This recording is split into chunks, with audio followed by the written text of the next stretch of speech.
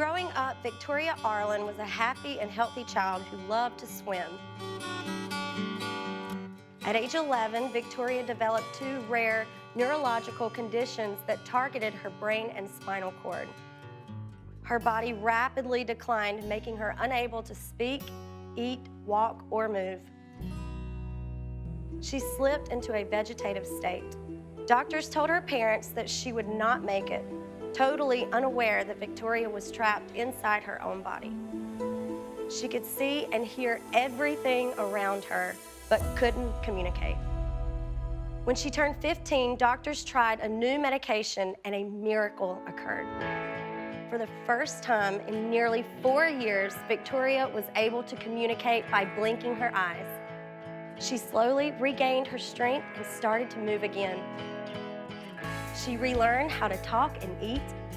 She was on the road to recovery, but still paralyzed from the waist down and was never expected to walk again. But she could swim, and swim she did all the way into the 2012 Paralympics, winning a gold and 3 silver medals for Team USA. Another miracle. After 2 years of daily grueling activity-based therapy and a decade of prayers, Victoria walked. Yes. And then she danced her way to the semifinals on Dancing with the Stars. Now this miracle girl is thriving as a motivational speaker, celebrated ESPN host, and author. Please welcome miracle girl Victoria Arlen. Hey. Hi, how are you? You look beautiful. Nice to meet you. Nice to officially meet Thank you for being here, please. Thank you guys for having me. Thank you, absolutely. Is it surreal to hear your story back?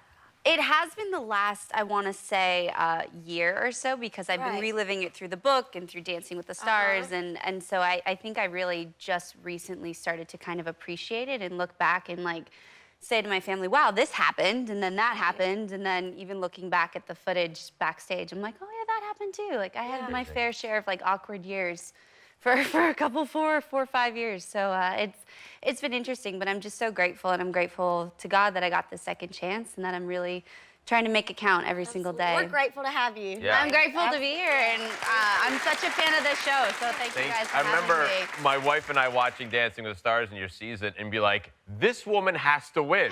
She was in a vegetative state for multiple years, and now she's dancing. Yeah, and I doing was great. attempting to dance. I know you did great, and that was it was mind-boggling. Was it a medical mystery? They call it a medical mystery because they pinpoint what was going on. They couldn't figure out for good 3 years, and then we actually didn't get the final diagnosis of everything until 2013. So it's still kind of that 1 in a million scenario. Or as my parents say, like, you just like to go big, because we got kind of the double ditty. We got the brain and the spinal cord inflammation. Right. So why not? Just go for it all. But Right. it's kind of a blessing in disguise, because looking back, had it just been one or the other, it would have been way more severe. Right. And recovery Interesting. hardly. So that's kind of our, that's how we look at our glass half full perspective, is that it kind of equally did its damage versus just targeting my brain or my spinal cord. Right. Do you remember being in that vegetative state? I do. I was aware the whole time. So I was what they called locked in. Yeah. So I didn't realize I was locked in until about halfway through, when no one was answering me when I was trying to talk. 'Cause I love to talk, so I'm a chatterbox, in case you couldn't tell. And so I'm trying to scream out and be like, hey, hello, like, what's going on? Where like a am I? nightmare. And it's literally a living nightmare. And so right then and there, I was like, okay, perspective, I have my brain, so that's not gone, because I think it's scary to be locked in, but it's even scarier when you literally lose your mind. And so I was like, all right, I have my memories, I have my sanity. Now I need to really kind of hunker down and figure out how am I going to get out of here, and how am I going to break through. And so gratitude was kind of the recipe to my success. And I said, okay, well, I'm alive.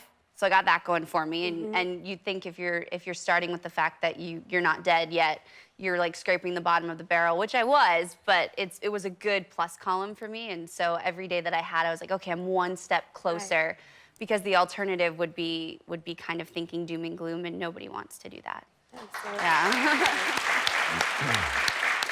So you could hear the doctors when they mentioned, you heard them in the room say that they didn't think you were going to make it. Oh, yes. They told my parents, you need to accept the fact that your child's going to die, and if she does make it by by a miracle, she'll be a vegetable, so you should put her away in a home and just move on with your life. Who are your doctors? And well, they're not my doctors anymore. My God. That's for sure. So they really just were so quick to jump to just give up. And I'm one of triplets. My family doesn't give up. And my parents were like, all right, well, then we're taking her home. And they set up a hospital room in our living room and just took care of me and loved me. And they're like, look, we have you. We're gonna love you and we're gonna take care of you. And but there was one moment in particular where these doctors, my parents were out of the room, and these doctors said, can you believe that this kid's parents have hope? This kid's a goner.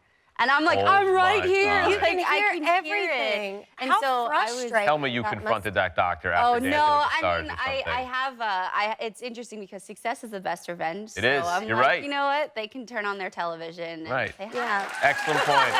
Hopefully they You know, have and learned a very valuable lesson. I think so. I hope so. I mean, if nothing else, and I'll never forget. My mom was taking care of me, and she's like, "Honey, I don't know if you can hear me, but I want you to know that Mommy and Daddy and your brothers, we're gonna take care of you, and we're gonna love you regardless. If nothing comes back, if we have to take care of you the rest of your life, like we're gonna live this great life, and we're gonna give you this great life." And so their hope and their love is really honestly what kept me going, because I really wanted to say thank you, and I was also too stubborn to like check out. Like my dad always laughs. He's like, you were just too stubborn to die. Like you were literally. Right. We have a very twisted sense of humor.